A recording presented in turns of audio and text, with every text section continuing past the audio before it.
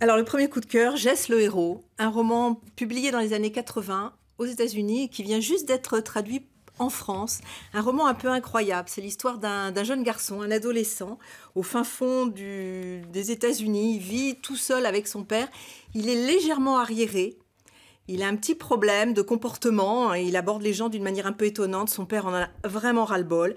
Et ce gamin, adolescent, il découvre la vie, son corps qui évolue, celui des jeunes filles qui l'intéressent beaucoup. Et il est fasciné par le Vietnam, par la guerre du Vietnam, d'où son frère revient. Il était soldat, il revient. Et il prend son frère vraiment pour un modèle, pour quelqu'un qui sait se battre. Enfin, son frère, c'est vraiment son modèle, son héros. Et son père lui dit... On ne peut pas te garder comme ça à la maison parce que le gamin, comme il s'identifie aux militaires, il commence à vouloir se battre, il perd un peu la tête et il dit on ne peut pas te garder comme ça ici, c'est pas possible, il va falloir te placer en institut. Et là, le gamin, il dit non, en institut, il n'en est même pas question. Il se barre et là commence une espèce de road, c'est même pas road movie, c'est un road catastrophe où il essaye la violence, il s'essaye à plein de choses absolument hallucinantes. Son père n'arrive pas à le rattraper, son frère non plus. Et il nous emmène dans une fuite absolument affreuse, à tout y passe. Alors, ce qui est très intéressant, ce qui est original dans ce bouquin, c'est que l'auteur se place vraiment du point de vue du gamin, c'est-à-dire du délinquant.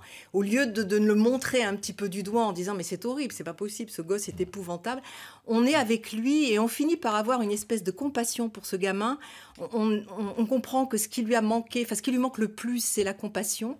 Il est dans une solitude totale, il ne sait pas où il va, c'est un électron libre et il choisit la violence comme d'autres auraient choisi l'amour, quoi. Il ne sait pas quoi faire, il ne sait pas où aller.